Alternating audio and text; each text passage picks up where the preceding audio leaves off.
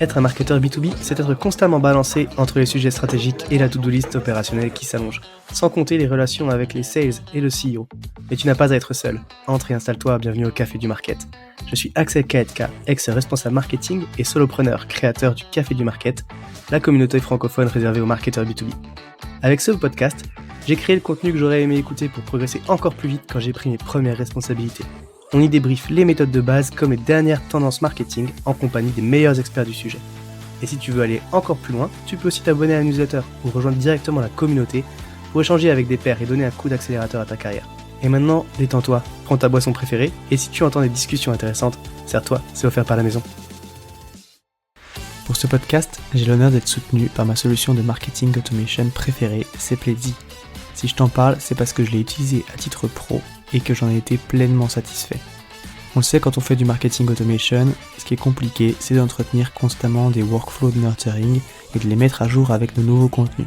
Là où Pledzi est très fort, c'est qu'ils ont développé une campagne intelligente qui est capable de pousser automatiquement le bon contenu au bon moment à la bonne personne, en fonction de ses centres d'intérêt et du stade de maturité du lead.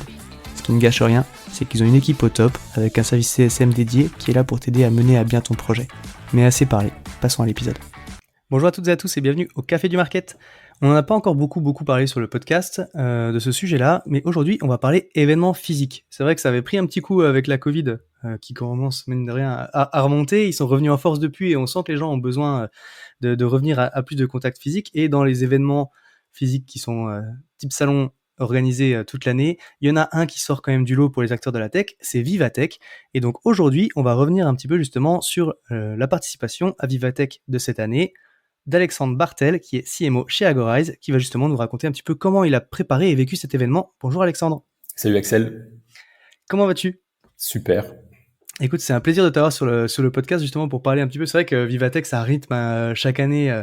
C'est le grand événement, la grande messe de la tech en France, j'allais dire, puis même en Europe. Donc c'est cool de pouvoir avoir ton retour d'expérience sur ce sujet-là. Merci pour l'invitation. Écoute, je suis ravi. Je suis non seulement fan, mais très content de pouvoir partager ça avec tous tes followers. Très cool. Écoute, juste avant qu'on rentre dans le vif du sujet, est-ce que tu peux te présenter un petit peu en quelques mots, s'il te plaît, pour les gens qui ne te connaîtraient pas ? Oui, mais ils sont nombreux, j'imagine. J'ai 46 ans, je suis né à Strasbourg, mais j'habite à Paris depuis 24 ans maintenant, parce que j'avais envie de travailler dans les métiers du marketing. Il y avait peu à faire en Alsace à l'époque, donc voilà, j'ai déménagé. Depuis 24 ans, je fais le marketing B2B, d'abord dans le e-commerce, ensuite dans les services ou dans le software, notamment chez Sage, où non seulement j'ai lancé des offres en SaaS, mais surtout j'ai piloté bon nombre d'événements. Donc ça a dû rester ancré en moi. Et aujourd'hui, donc je suis chez Agorize, qui est le leader des logiciels de gestion de l'innovation pour les grandes entreprises, et je conduis les équipes marketing, communication et design. Ok, ouais, effectivement, Sage dans le logiciel, pour le coup, ça parle quand même. Du coup, on va rentrer dans le vif du sujet. T'as choisi, vous avez participé en tout cas à Vivatech cette année. C'est vrai que l'événement, il est énorme, mais en même temps, du coup, c'est une très belle vitrine, mais c'est difficile de sortir du lot. Déjà, pourquoi avoir choisi Vivatech ? J'ai pas eu le choix. Okay. Non, en fait, plus sérieusement, en fait, Agorize opère les compétitions de start-up des exposants comme LVMH ou PwC. Okay. Donc, on est partenaire très proche de Vivatech depuis les débuts. Mais on a quand même évidemment le choix d'avoir un stand ou non, d'y ajouter d'autres dispositifs comme une prise de parole par exemple. Donc, ce qui va vraiment nous motiver, ce qui motive notre présence à Vivatech, c'est à la fois notre ciblage marketing et aussi le ROI des éditions précédentes. Donc c'est un investissement, très clairement. Le mètre carré à Vivatech est plus cher que sur les autres salons, mais comme nos clients sont des directrices et directeurs de la transformation, de l'innovation dans les grandes entreprises mondiales, c'est un rendez-vous incontournable. On a c'est tout simplement l'endroit où on peut non seulement les croiser, mais surtout les faire venir, les capter, les attirer. Et donc pour toucher cette audience-là, il y a moins d'opportunités que sur une cible RH par exemple. Donc clairement, on investit du temps et de l'argent chaque année pour y être et pour offrir aussi une expérience assez mémorable, on va dire. Et, Ok, ouais, j'allais dire du coup effectivement motivé par les résultats que vous avez eu l'année d'avant, les années précédentes, ça c'est ce que tu dis, parce qu'en fait c'est ce qu'on va chercher quand même sur le salon. Normalement, comme tu dis, c'est un investissement, donc ça va demander un retour sur investissement dans la sélection des événements, mais donc tu peux pas non plus multiplier forcément enfin ça dépend de ton budget marketing, mais ta présence potentiellement sur tous les salons qui vont rythmer un petit peu l'année côté français quoi. Ce que tu dis c'est que Vivatech c'est un bon choix entre guillemets pour vous parce que du coup c'est facile de mobiliser tes prospects pour les faire venir sur un événement de cette envergure. c'est plus facile, il y a davantage d'alignement ou d'adéquation entre notre audience ou nos audiences cibles et les thématiques du salon. Après, il y a un côté très fun aussi dans Vivatech, avec évidemment la démonstration de solutions novatrices. Alors cette année, il y avait du Tesla Cybertruck, des chiens robots et que sais-je encore. Ça, c'est le côté très fun, voire grand public de la chose. Mhm. Et il y a un équilibre qui se fait d'année en année. Et ça, c'est vraiment un point qu'il faut remarquer. J'ai pas d'action ou le moindre intérêt de dire ça, mais clairement l'équipe de Vivatech, son président François Pitousset, ont vraiment entendu les demandes de faire de Vivatech une plateforme de rendez-vous d'affaires. Et c'est comme ça qu'on l'utilise. C'est comme ça qu'Agorez l'utilise, comme un outil de lead gen et un outil d'exposition. Ok. Très cool, bah justement, on va revenir un petit peu sur ce que vous faites autour de Vivatech, parce qu'une fois que t'as choisi ton événement, du coup, comment est-ce que tu le prépares en termes d'action de promotion pour t'assurer que ce soit un succès? Bon, déjà, on se définit, je dirais, deux objectifs qui sont connectés. Un, faire venir sur le stand, tirer parti de l'exposition offerte par l'événement pour faire briller la marque. Donc, le premier élément, faire venir sur le stand, c'est clairement l'axe lead gen. On va créer la conversation commerciale, parce que c'est de ça dont il s'agit, Mhm. très clairement. Et sur le deuxième point, on est plutôt sur, comme je le disais, de la notoriété, de l'exposition, de la communication. Euh, pour ces objectifs-là, pour atteindre ces objectifs-là, j'aime bien une méthode qui est bien rodée, que j'ai développée. Je l'ai même brandé il y a quelques années sous le Mhm. nom de Triple Tree, Triple 3, en bon Ouais, français. C'est 3 mois avant le salon, 3 jours de salon et 3 semaines après. Et ok. bon, ça marche aussi pour d'autres formats, hein, pour les webinars. Il suffit de changer les mois en jours, les jours en heures. Euh, et l'idée, c'est effectivement de bien faire preuve d'anticipation pour bien préparer ce salon et d'embarquer, de rallier les différentes équipes. Généralement, c'est un bon duo entre marketing et commerce, mais ça peut être d'autres contributeurs aussi. Bref, faut faire preuve d'anticipation et vraiment s'assurer que le jour J ou les jours J, on ne gère que l'inattendu. Ok. Il faut vraiment tout planifier à l'avance. On lâchera prise après les relances au moment de la mesure du ROI, par exemple. Et donc, avec cette méthode, ça permet très clairement d'établir non seulement une liste, mais je dirais aussi une planification des actions. Donc, dans la liste, il y a aussi bien choisir son emplacement, définir la créa du stand, penser un petit peu l'expérience ou le côté mémorable. Je pense qu'il y a un sujet qu'on oublie assez souvent quand on retourne d'année en année sur des salons en tant qu'exposant, c'est qu'est-ce qu'on offre de nouveau, Mhm. à part retoucher la vidéo démo qui passe en boucle sur le stand. Donc voilà, faut penser à ça aussi. C'est pas toujours simple. Et puis, comme d'habitude, tout le monde a un avis. Ouais. C'est le job du CMO hein, de dealer avec toutes les personnes qui ont un avis. Mais voilà, il faut faire le tri aussi. Bref, tout ça pour dire, il faut dans la liste, il y a quoi encore? Il y a la location du matériel, la conception des démos, j'en parlais, et le pilotage des commerciaux. Et je pense que ça, c'est l'élément clé. Il faut vraiment être capable d'emmener la direction commerciale pour la prise de rendez-vous au préalable. Et c'est ce qui va très clairement faire le succès de la présence salon. Être capable d'aller prendre des rendez-vous en amont, utiliser le levier du salon pour non pas faire un Zoom, enfin une visio, et plutôt donner rendez-vous en face à face. À ce moment-là, peut-être jouer aussi sur un hook, hein, et se dire le ticket à Vivatech, le ticket d'entrée, il est à 500 ou 600 euros. Bon, c'est un beau cadeau. Mhm. Si on s'adresse à des directeurs de de l'innovation qui n'auraient pas de passe, pas d'invitation, bah, c'est une belle contrepartie. Un pass de 4 jours contre un rendez-vous de 45 minutes sur notre stand. c'est plutôt sympa, ça permet de faire du win-win. Ouais. Bon, très clairement, c'est là où il faut être vigilant et il faut vraiment être capable d'emmener la direction commerciale. Clairement, hein, si la directrice, le directeur commercial ne soutient pas ça, parce qu'il n'est pas à sa place, quoi. Ouais. C'est pas juste une histoire de ROI, c'est très clairement une question d'efficacité et aussi une question, je dirais, de, de, de tempo aussi à donner à la cadence commerciale. Sur le salon, je discutais avec des CMO de grandes marques américaines de logiciels, dont les commerciaux n'avaient pas pris de rendez-vous au préalable. Ils étaient vachement surpris qu'on fasse ça, en tout cas qu'on arrive à faire ça avec nos commerciaux, alors que pour nous c'est le b.a.-ba. Donc voilà, c'est toujours assez savoureux de se dire que plus la marque brille, moins les basiques sont respectés ou validés. Donc voilà, je pense Ouais. que c'est un vrai point de vigilance. Ah, donc tu dis la préparation du salon, du coup au final c'était 3 mois avant, c'est ça?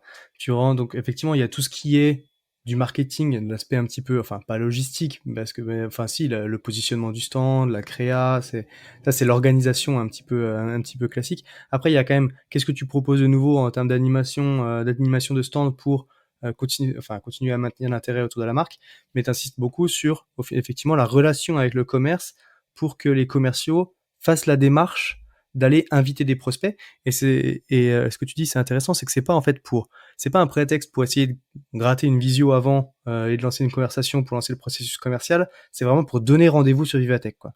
Exactement. Je pense que la visio, c'est pratique. C'est malheureusement devenu une norme, Ouais. là où ça fait la différence dans une relation commerciale. Donc, le fait de se voir, de créer un petit peu je dirais, d'attachement, d'intuito personae, comme on dit parfois, ça fait quand même toute la différence au final. Donc là, on a une belle occasion de se voir à un bel endroit. Faut pas oublier aussi que si on invite des directions de l'innovation, il y a de grandes chances qu'elles puissent croiser leur pairs. Mhm. Donc c'est aussi intéressant de faire de son stand un point de rencontre et d'être, comment dire, assez ouvert dans le sens hospitality du terme pour recevoir plusieurs personnes et au-delà du simple rendez-vous d'affaires, se dire, bah voilà, on est aussi le point de ralliement ou le point de rendez-vous de toutes les directions d'innovation du CAC 40, par exemple. Ouais. Euh, Nous, je sais que cette année, c'est ce qui a été particulièrement apprécié. On l'avait pas forcément anticipé comme ça. C'est le fait que notre stand soit pas forcément en plein cœur je dirais du hall 1, mais un tout petit peu excentré, ce qui fait qu'il y avait quand même beaucoup moins de bruit. Et plusieurs de nos visiteurs nous ont dit que c'était extrêmement agréable d'avoir une conversation sur notre stand par rapport à d'autres, parce qu'ils s'entendaient tout simplement pas. Ouais. Là, Ouais, on ça revient s'est encore anticipé aux dans fondamentaux. le choix de l'emplacement, c'est stratégique effectivement sur un salon, même si on parle de choix, c'est pas toujours, enfin, ça va dépendre un petit peu de la marge de manœuvre est pas toujours très très large, mais en tout cas c'est intéressant. Et puis après, tu as dit aussi du coup capitaliser sur les invitations. Enfin, souvent quand tu prends un pack sur un salon, tu vas avoir potentiellement quelques invitations à distribuer, pas oublier de les utiliser. Et toi, tu dis des fois, du coup, est-ce que tu disais que c'est un ticket sur un salon pour un rendez-vous, des fois c'est un ROI intéressant. Tu vas faire cadeau d'invitations en plus, potentiellement tu peux payer des invites pour des gens pour les faire venir? Oui, très clairement. Il y a des logos avec qui on a vraiment envie de travailler et qu'on chasse depuis longtemps. Je suis désolé pour le terme, mais c'est clairement le Ouais. cas. En tout cas, on les piste. Et quand on se dit qu'il y a stratégiquement quelque chose à faire avec eux, oui, on utilise du budget pour les inviter. Bon, c'est pas une stratégie de volume, hein. Très Ouais, clairement, c'est pour moi, ABM, c'est quoi. ouais, très clairement. Mmh. Et à ce moment-là, il faut se lancer. Voilà. C'est un petit pari. On le fait depuis plusieurs années, ça fonctionne. C'est vrai que la première année, on n'en menait pas l'argent. Donc Ouais. voilà, c'est très clairement, tu poses du budget sur la table, tu tentes, c'était un peu comme à la roulette, et puis avec les quelques éléments qui se trouvent dans le CRM, les discussions avec les commerciaux, les études, etc., tu te dis ok, bon, ça peut marcher, ça vaut peut-être le coup de poser 500 euros. Mais ça dépend de ton panier moyen, mais tu vois, si bon, nous vend des licences annuelles à des grandes entreprises comme L'Oréal, comme Novo Nordisk Mhm. ou Microsoft. Euh, on n'est pas un petit logiciel, c'est des montants en 5 chiffres. Donc certes le coût d'acquisition se fait est un peu plus conséquent, mais sincèrement sur certains logos, moi je pense que ça vaut la peine. Et Ouais. puis ça démontre aussi une envie de un peu différente de dire de pas juste envoyer une séquence email et de dire on fait là encore dans la logique un peu de l'hospitality. Ça me tient à cœur cette notion d'hospitalité un peu à la française, tu vois, quand tu Ouais. reçois sur un stand. Je dis pas qu'il faut forcément avoir le meilleur des traiteurs sur le stand, mais il y a un côté où t'invites chez toi, tu vois. Donc tu Ouais. fais en sorte que du début à la fin, ton visiteur soit bien, que la conversation soit fructueuse, etc. Bref, t'es efficace parce que chacune des parties a du temps à investir, pas plus de temps que ça, et voilà, tu fais en sorte vraiment d'être efficace et puis mémorable à nouveau. Ok. Donc Et, voilà, et- c'est tout ce qui fait la différence entre tu vois une dépense et un investissement, quoi. Bah ouais. Et du coup, d'un point de vue très pratico-pratique, tu vas valider le rendez-vous avec la personne et après tu lui payes son billet. Euh, Oui. ouais. Enfin, j'ai un stock de billets. Je sais que je peux en distribuer, j'en sais rien, 10, 20, 30. Ouais. Euh, et puis, bon, alors, on va pas se leurrer, hein, ce genre d'invitation, c'est souvent le marketing qui va les gérer, hein, comme un Ouais. peu tout le reste de la logistique.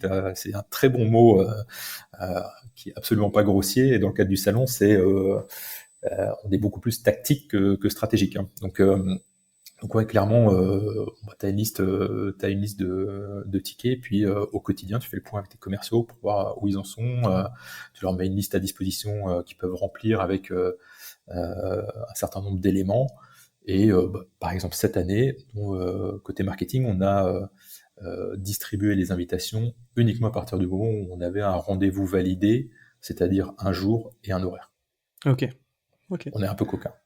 Ouais, ouais, non, mais en même temps, c'est le jeu, hein, on va dire, c'est le jeu de la réciprocité. Comme tu dis, tu fais un beau cadeau quand même. Donc, tu vas pas commencer à distribuer, à arroser la terre entière de billets en espérant que les gens veuillent bien venir, quoi. Ouais, non, c'est vraiment l'inverse. On joue vraiment sur le phénomène de rareté. Et puis en plus, la valeur faciale d'un ticket Vivatech, c'est quand même hyper intéressant, hyper valorisant. Ouais, c'est clair. Ok. Et donc ça, c'est l'aspect un petit peu logistique. En termes de com, tu commences combien de temps avant le salon? On commence à préparer nos coms bien 3 mois à l'avance. Alors quand il y a des prises de parole à voir, parce que nous, nos prises de parole, on aime bien s'effacer et laisser le micro à nos clients, Ok. et pour qu'ils racontent un peu leur propre histoire à leurs homologues. Mais généralement, en 3 mois, tu arrives quand même à cadrer ça. Euh, et sur la com, c'est pareil. 2, 3 mois à l'avance, on écrit les différentes publications. Alors, ça peut être du simple post LinkedIn, comme le communiqué de presse, la page de news sur le site web, etc., etc. Euh, Moi, ce que je conseille vraiment et ce qui a vraiment bien fonctionné ces dernières années, c'est de prendre contact avec un partenaire, avec une autre marque qui expose, un client, voire les organisateurs, pour organiser une communication conjointe. Ça donne plus d'écho, et généralement le contenu est quand même validé assez rapidement entre les différentes parties, plus vite que n'importe quel autre contenu. Et c'est vraiment intéressant de pouvoir jouer là-dessus. On l'a fait l'année dernière avec L'Oréal, cette année avec d'autres, et il y a vraiment un effet de synergie qui est important, qui permet aussi de sortir un peu du lot. Et puis maintenant, en plus, avec les différentes je dirais, fonctionnalité des réseaux sociaux, on arrive à faire concilier plusieurs marques dans des posts sans que ce soit trop chaotique. Donc, clairement un bon levier aussi pour sortir un peu du lot, pour mieux se faire voir et s'annoncer. Ça, c'est côté marque. Et côté individu, donc là, à nouveau les commerciaux, on a travaillé, comme chaque année, un kit de communication individuelle avec des visuels et des posts prêts à l'emploi pour que nos commerciaux s'annoncent, enfin annoncent en tout cas leurs réseaux qui seront là en l'occurrence sur Vivatech et qui avaient possibilité de prendre rendez-vous avec eux à nouveau au préalable. Ok. Très cool. Donc ça, c'est tout ce que tu fais un petit peu en amont, donc les fameux 3 mois avant. Mhm. Donc maintenant, tu as 3 jours sur place, que tu as fait la promotion de l'événement. Comment est-ce que tu fais dans un salon comme ça? Du coup, raconte-moi un petit peu du coup, ce qui s'est passé sur le salon. Qu'est-ce que vous avez fait du coup pendant ces 3 jours? Enfin, en tout cas, pendant votre présence sur le salon pour maximiser un petit peu cette participation, quoi, sortir du lot. Tout à fait. Bah, déjà, il faut être clair. Le rôle du CMO et de son équipe, c'est je paye tout, je conçois tout, je fais en sorte que tout le monde ait l'air plus cool. Et la star, c'est le prospect, donc on sert le prospect à travers l'équipe commerciale. Donc, on a beau être, là en l'occurrence, partenaire du salon, on passe tout de même à la caisse pour habiller le stand et pour se dire les choses franchement, les dépenses sont plutôt, je dirais, judicieusement ou de manière raisonnable chez Agorize. Donc on n'a pas les moyens de Salesforce en l'occurrence. Donc là encore, on essaie de trouver le bon équilibre entre ce que je te disais avant, trouver un côté un peu mémorable et aussi chaleureux, voire fun. Mais très clairement, il faut arriver avec un plan sur le sur le sur le salon et évidemment avant que ça démarre. Donc, on a parlé des rendez-vous au préalable. Ça, c'est, Mhm. je pense, l'incontournable. Ensuite, le plan, il est d'avoir, en tout cas à minima, avoir consulté la liste des exposants pour que chaque responsable de compte, chaque commercial, aille le visiter. Sincèrement, sur Vivatech, je trouve qu'on a un peu plus de chances que sur d'autres salons de pouvoir capter nos audiences. C'est quand même pas l'élément sur lequel il faut capitaliser parce que c'est toujours assez difficile d'aller capter le bon interlocuteur sur un salon. On sait jamais vraiment s'il est sur le stand ou s'il est en train d'aller voir les confrères et les concurrents. Mais tu vois, bon, il y a des résultats inégaux, mais sur Vivatech, là, on a fait 10-12% de conversion entre la visite, un peu la visite un peu la fleur au fusil, sur un salon comme Eurosatori, qui est le salon de l'innovation de la défense, c'est 2-3% par exemple. Donc Ok. voilà, je pense qu'il faut absolument pas faire reposer son investissement salon là-dessus uniquement, mais c'est un élément qu'il faut prendre en compte et qui évidemment complète totalement la phase de prospection préalable, la phase de prise de rendez-vous préalable. Quand t'as parlé, Euh, pardon, quand tu parles de oui, taux de conversion, oui. c'est de visite à opportunité? Non, là c'est simplement de visite sur stand à rendez-vous. Ok, ok. Non, à opportunité, ce serait canon.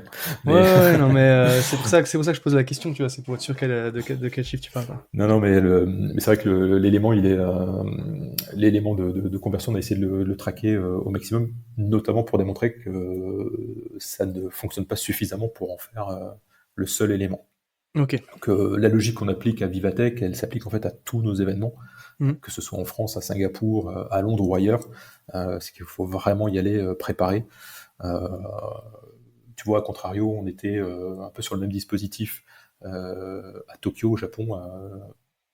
C'est le sur Sushi Tech, non, ça s'invente pas, qui est le Vivatech japonais, et où on a eu moins de temps pour préparer, parce que ça s'est fait un peu plus au pied levé, et on a vraiment aidé les commerciaux sur place à se concentrer sur la partie prise de rendez-vous préalable, et même à distance, voilà, même de France, on a vraiment aidé les équipes japonaises à avoir un stand qui soit conforme à nos standards de qualité chez Agorize et faire en sorte que tout se passe bien, mais surtout permettre aux commerciaux de se focaliser sur cet élément-là. Donc voilà, c'est vraiment pour moi un incontournable.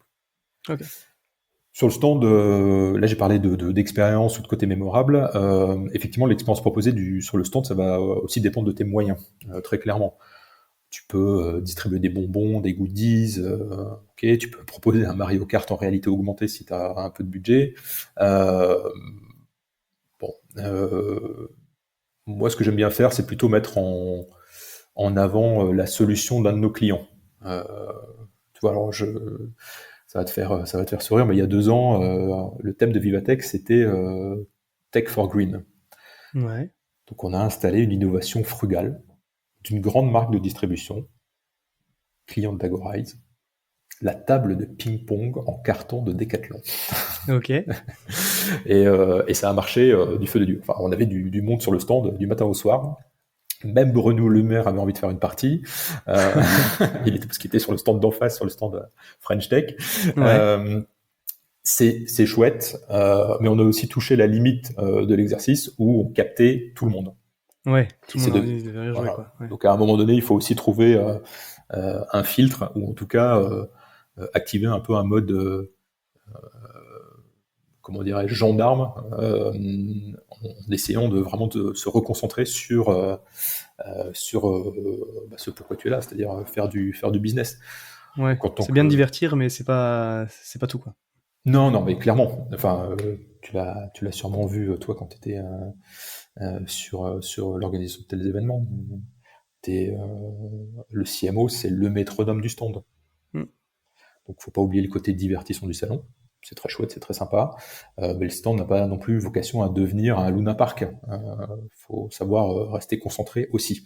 Donc, bon, faut trouver le bon équilibre. Tu vois, l'année dernière, ça me marquera tout le temps. Tu vois, je pensais avoir vu beaucoup de choses, mais l'année dernière, à Vivatech, en face de nous, il y avait le stand de la Bavière.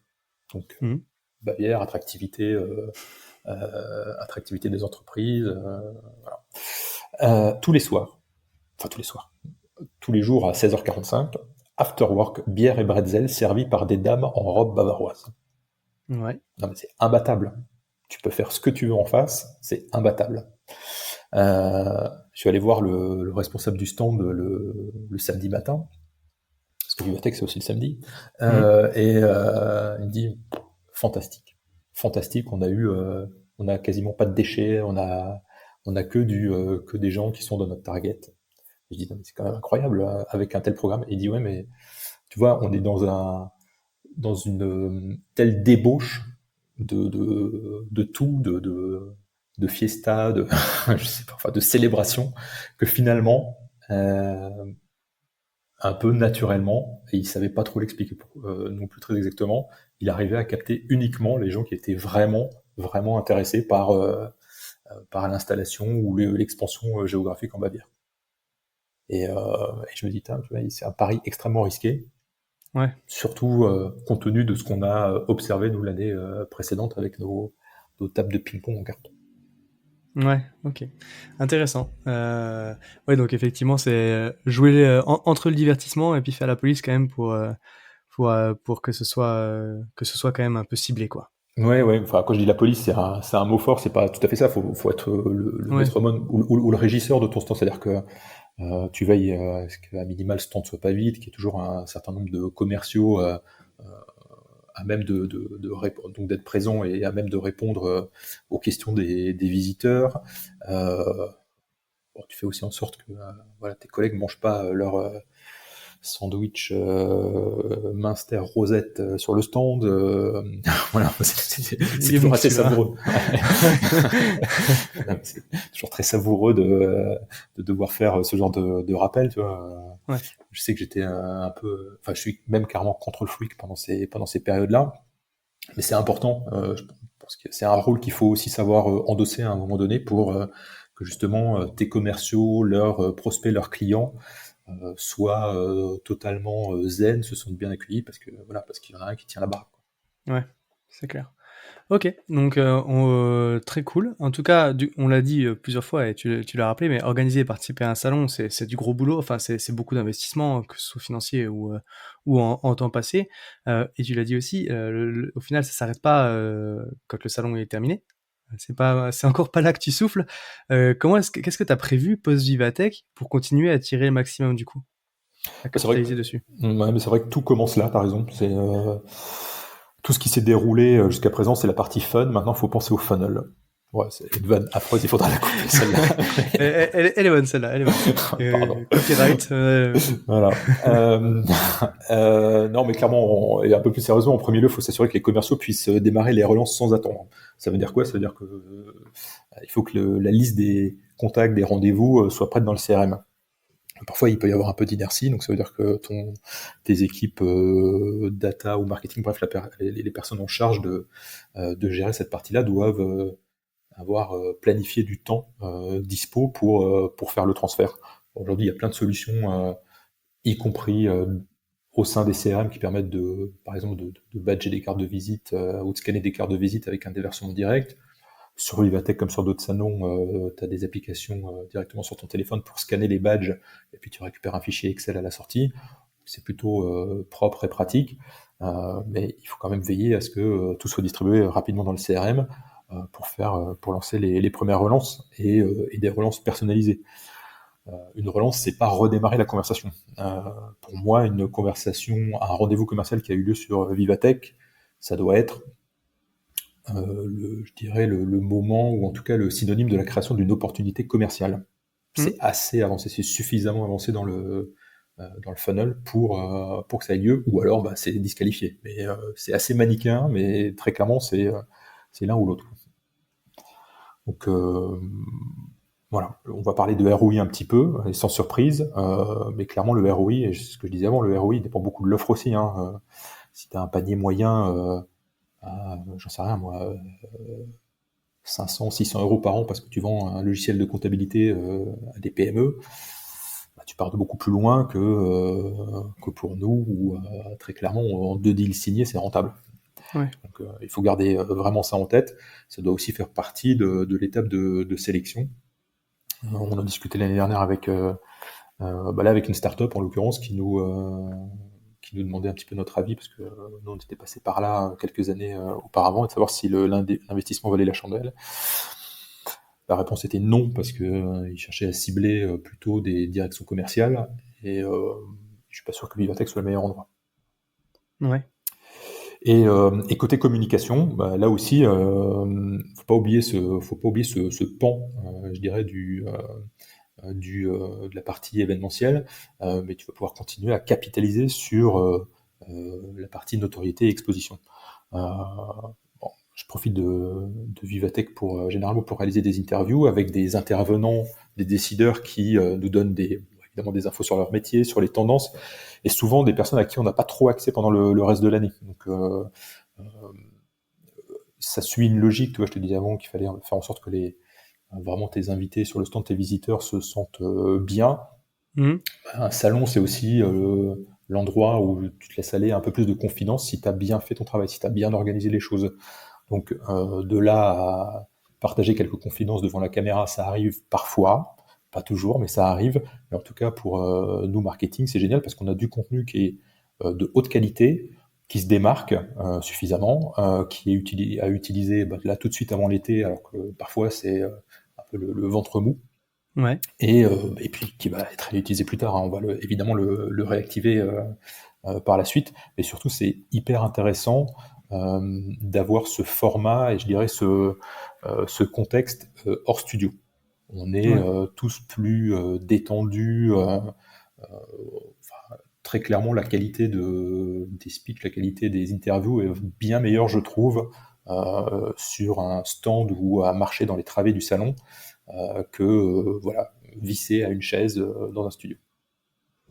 Ok, très cool. Ouais, c'est une bonne idée, ça, effectivement, d'en profiter, comme tu dis, pour interviewer au final pas des professionnels qui vont te servir à créer du contenu. C'est une autre façon de rentabiliser au final la présence sur un salon aussi, parce que du coup, tu as accès à une expertise de qualité que tu peux pas forcément toucher toute l'année, quoi.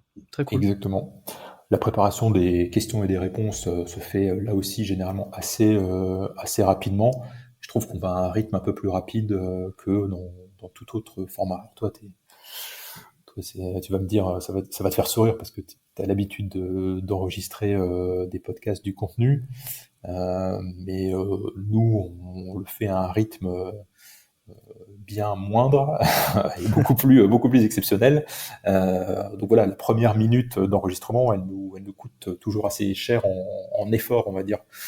Donc là, très clairement, comme tu l'as dit, ça nous permet de capitaliser sur l'investissement global. Et en plus, il y a un effet, je dirais, de reconnaissance auprès de clients ou de prospects quand on leur tend le micro, qui est absolument pas indéniable. C'est clair. Très cool. Écoute, merci un petit peu pour tout ce retour d'expérience. C'était super intéressant. Quand on se dirige doucement vers la fin du podcast et qu'on a pas mal parlé de bonnes pratiques, j'aime bien aussi toujours montrer que bon, c'est pas que ça le marketing et qu'on a tous nos sujets. C'est quoi un petit peu du coup tes challenges du moment? Écoute, en 3 points. Un, être constant et régulier, notamment en France. Il faut tenir là près de 2 mois d'été quasi nul ou calme. Ouais. Donc voilà, nos autres marchés sont pas sur ce rythme-là, heureusement, à Singapour ou dans le Middle East par exemple, mais très clairement sur la France, c'est toujours un sujet. Un, sur le côté, je dirais, animation et génération de leads, et deux, sur la capacité aussi à gérer des leads à un moment donné où les commerciaux vont partir en vacances aussi. Donc voilà, Ouais. un peu de planification encore, mais c'est pas comme si on n'était pas au courant, c'est tous les ans, c'est la L'été, même ça chose. tombe à peu près à la même période. Ouais. Et oui, absolument. C'est comme Noël, ça tombe bien. Voilà. Deuxième point, c'est la conversion. Nous, très clairement, on veut s'assurer de ne perdre aucune opportunité. Je pense que tout le monde, hein, très clairement, c'est pas nouveau. Mais nous, on met vraiment l'accent sur cette conversion entre un lead et une opportunité, entre une opportunité et un contrat signé. Et on sait que les distractions sont nombreuses en plus. Là, avec l'été qui arrive. Donc voilà, on veut vraiment continuer à améliorer notre taux de conversion. On est très concrètement à un peu plus de 20% du pipe converti en contrat. Je parle des issus des actions marketing. Hein. Les opportunités marketing convertissent un peu mieux que, je dirais, que les opportunités standard ou en moyenne. Mais voilà, on vise plutôt les 30% de conversion. C'est un peu ce que disaient les Gartner et autres il y a quelques années en parlant du funnel B2B. Bon, on s'est tous rendu compte que c'était des paroles d'analystes et pas forcément de la vraie vie. Mais on en a sous la pédale pour aller chercher bien 30% de conversion, voire un peu plus. Donc voilà, c'est un vrai objectif et je reste concentré avec l'équipe pour qu'on y arrive. Ok. Et puis le dernier point, c'est le recrutement. Tu en avais d'ailleurs parlé, je crois, dans un épisode récent, mais c'est très clairement de pouvoir avoir la bonne équipe pour continuer à répondre à nos enjeux de croissance, quels que soient les sujets. Alors en ce moment, on s'interroge beaucoup sur ce qu'on appelle web marketing, donc toutes les composantes de SEO notamment. Voilà, il y a pas mal de changements, notamment côté Google ou plus globalement des algorithmes. Donc on se pose la question, est-ce que on commence avec un externe, puis après on réinternalise voilà. Pas mal de questions, parce qu'on a aussi un petit peu plus de choix qu'il y a quelques années pour recruter. Ok, ouais, le sujet de recrutement, de structuration d'équipe, quand est-ce que tu internalises, quand est-ce que tu externalises, c'est toujours des gros sujets. Très cool, bah écoute, merci beaucoup encore une fois Alexandre pour tout ça. Si tu devais résumer notre échange ou retenir un conseil de ce qu'on s'est dit, qu'est-ce que tu mettrais en avant ? Bah, écoute, pour moi, un événement, un salon, Vivatech, c'est l'occasion inégalée que ton prospect pense et se souvienne de ton offre différemment. Donc faut pas y aller à moitié. Personne n'aime l'eau tiède. Faut y aller, c'est eau chaude ou eau froide, mais en tout cas c'est pas d'entre deux. Donc il faut vraiment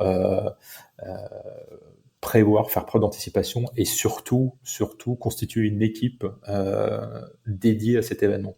C'est pas plus que jamais, c'est pas, je dirais, une action ou une phase dans laquelle il faut entrer seul. Il va falloir être entouré. Il va falloir aussi nommer des backups. Un salon, un événement, c'est fatigant. Je parle même pas des événements secondaires et des fêtes qui ont lieu tout au long de la semaine. Donc il faut vraiment là aussi anticiper et tout vérifier 2 fois jusqu'au moindre câble HDMI. Ok, très cool. Bah écoute, merci pour tout ça. Si jamais il y a des petites questions pour toi, on peut te retrouver sur LinkedIn. LinkedIn, absolument. Très cool. Et bah écoute, encore une fois, Alexandre, je te remercie d'être passé sur le podcast pour partager ton retour d'expérience sur Vivatech. C'était super intéressant et il me reste à te souhaiter une bonne journée. Bonne journée à toi aussi et bonne journée à tous. À tous ceux qui ont tenu jusqu'ici, déjà merci beaucoup. Et j'imagine que le sujet vous a plu. Donc n'hésitez pas à envoyer de bonnes ondes à notre invité. Pour ceux qui le souhaitent, le meilleur moyen de soutenir le podcast, ça reste d'en parler autour de vous et de laisser 5 étoiles sur ta plateforme d'écoute préférée. Je compte sur toi. Dans tous les cas, à bientôt pour un prochain rendez-vous au Café du Market.